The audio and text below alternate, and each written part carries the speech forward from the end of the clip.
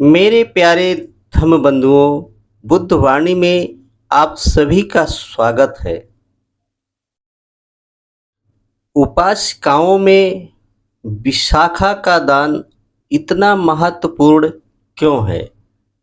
तो आज का जो विषय है इसी श्रृंखला पर आधारित है। तो आइए हम उसको शुरू करते हैं और सुनने का और समझने का पूर्ण प्रयास करते हैं कि बुद्ध से विशाखा ने इस दान देने की प्रक्रिया को क्यों मांगा और किसके लिए मांगा और क्या हितकर है, क्या अहितकर है, इसको जानेंगे बुद्ध वचन के माध्यम से। शाक्य मुनि तथागत श्रावस्ती में विहार कर रहे थे। विशाखा जहाँ तथागत थे वहाँ पहुँची और उन्हें अगले दिन का निमंत्रण दिया, जिसे तथागत ने मौन रहकर स्वीकार कर लिया। जब दूसरे दिन तथागत भोजन समाप्त कर चुके तो विशाखा एक नीचा आसन लेकर नजदीक बैठ गई और बड़ी विनम्रता पूर्वक बोली, भगवान, मैं आपसे 8 दान देने के लिए वर मांगती हूँ या चाहती हूँ। तथागत बोले, विशाखा, तथागत बिना जाने कुछ भी नहीं देते। विशाखा ने फिर निवेदन किया, भगवान, जो मैं वर मांगने का जा रही हूँ वह उचित है और आपत्ति रहित है।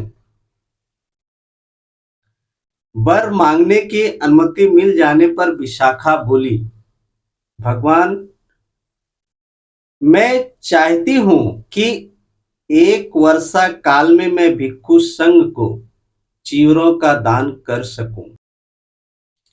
नंबर 2, बाहर से आने वाले भिक्षुओं को भोजन दे सकूं। नंबर 3, रोगियों को भोजन दे सकूं। नंबर 4, यात्रा पर जाने वाले भिक्षुओं को भोजन दान दे सकूं। रोगियों की सेवा करने वालों को भोजन दान दे सकूं। रोगी भिक्षुओं को औषधि दे सकूं। भिक्षुओं को खीर, दूध, भात दान कर सकूं। और नंबर 8, भिक्षुओं के लिए नहाने के वस्त्र का दान कर सकूं। विशाखा ऐसे कर करके 8 वरों को मांगती है या 8 दान देने की प्रक्रिया को मांगती है। फिर बुद्ध कहते हैं, हे विशाखा, इन 8 दानों को मांगने का तेरा क्या कारण है या क्या प्रयोजन है? विशाखा बोलती है, भगवान, मैंने अपनी नौकरानी को आज्ञा दी कि वह बिहार जाए और भिक्षु संघ को भोजन के तैयार हो जाने की सूचना दे आए। मेरी नौकरानी गई, लेकिन जब वह बिहार पहुंची तो उसने देखा कि पानी बरसते समय भिक्षु निर्वस्त्र थे। उसने सोचा, ये भिक्षु नहीं है, ये नग्न तपस्वी हैं जो अपने शरीर पर पानी पड़ने दे रहे हैं। वह चली आई और मुझे यही कहा, तब मैंने उसे दोबारा भेजा। भगवान, नग्नता अशुचिपूर्ण है। भगवान, नग्नता से जुगुप्सा पैदा होती है। भगवान, यही कारण है और यही प्रयोजन है कि मैं जीवन भर भिक्षु संघ को वर्षा काल में पहनने के लिए वस्त्र देना चाहती हूँ। मेरे प्यारे धम्म बंधुओं, विशाखा एक एक करके इसी तरह 7 दानों का गुणगान करके शाक्य मुनि गौतम बुद्ध को सुनाती है। तो आइए हम वो सुनते हैं। मेरी दूसरी मांग का कारण यह है कि बाहर से आने वाले भिक्षु सीधे रास्तों में अपरिचित होने के कारण थके थकाए आते हैं। वे नहीं जानते कि भिक्षा कहाँ मिलेगी भगवान। यही कारण है और यही प्रयोजन है कि मैं जीवन भर भिक्षुओं को भिक्षा देना चाहती हूँ। विशाखा आगे कहती हैं, हमारी तीसरी मांग इसलिए है कि एक बाहर जाने वाला भिक्षु यदि भिक्षाटन के लिए जाएगा तो वह शेष भिक्षुओं से पीछे रह जा सकता है, अथवा जहां पर पहुंचना चाहता है कि वह विशेष विलंब से पहुंचेगा और वह अपने यहां से ही थका थकाया रवाना होगा। और विशाखा चौथे दान का वर्णन करती हैं और कहती हैं, यदि एक बीमार भिक्षु को ठीक पथ्य न मिले तो उसका रोग बढ़ जा सकता है और वह मर भी जा सकता है। पांचवें दान का भी व्याख्यान करती है विशाखा। जो भिक्षु रोगी की सेवा शुरुता में लगा है, उसे अपने लिए भिक्षाटन का समय नहीं मिल सकता। छठे दान का वर्णन करती हैं विशाखा और कहती हैं, यदि रोगी भिक्षु को ठीक औषध न मिले तो उसका रोग बढ़ जा सकता है और वह मर भी जा सकता है। और विशाखा सातवें वरदान का व्याख्यान करती है। मैंने सुना है कि तथागत ने क्षीर अर्थात खीर की प्रशंसा की है, क्योंकि इसे बुद्धि को स्फूर्ति मिलती है और भूख प्यास दूर होती है। स्वस्थ आदमी के लिए यह पूरा भोजन है और रोगी के लिए यह अमृत है। इसलिए मैं अपने जीवन भर भिक्षु संघ को क्षीर अर्थात खीर का प्यास का दान देना चाहती हूँ। और अंतिम मांग मैंने इसलिए की है कि भिक्षुणियों नग्न ही आज चीवरवती नदी के तट पर स्नान करती हैं, जहां कड़िकाएं भगवान भिक्षुणियों का यह कहकर मजाक उड़ाती हैं कि इस तरुण अवस्था में तुम्हारे प्रवज्जा का क्या प्रयोजन है। जब बूढ़ी हो जाना तब प्रवज्जा की रक्षा करना, इससे तुम्हारे दोनों हाथों में लड्डू रहेंगे। ये कड़िकाएं जो हैं भिक्षुणियों को कटाक्ष मारती हैं और उनका मजाक उड़ाती हैं। इसके लिए भगवान स्त्री के लिए नग्नता बहुत बुरी बात है। वह जो गुस्सा पैदा करने वाली होती है अर्थात जिज्ञासा पैदा करने वाली होती है। भगवान ये ही कारण थे और ये ही प्रयोजन है मेरा, विशाखा कहती है। तथागत ने प्रश्न किया, विशाखा लेकिन अपने लिए तूने कौन सा लाभ सोचकर इन 8 बातों की मांग की है। मेरे प्यारे धम्म बंधुओं, अब ये जो बातें बताने के लिए विशाखा जा रही है बहुत ही महत्वपूर्ण है। हम सभी बौद्ध धर्म को मानने वाले या जानने वाले सभी उपासक को ऐसा ही करना चाहिए जहां तक हो सके।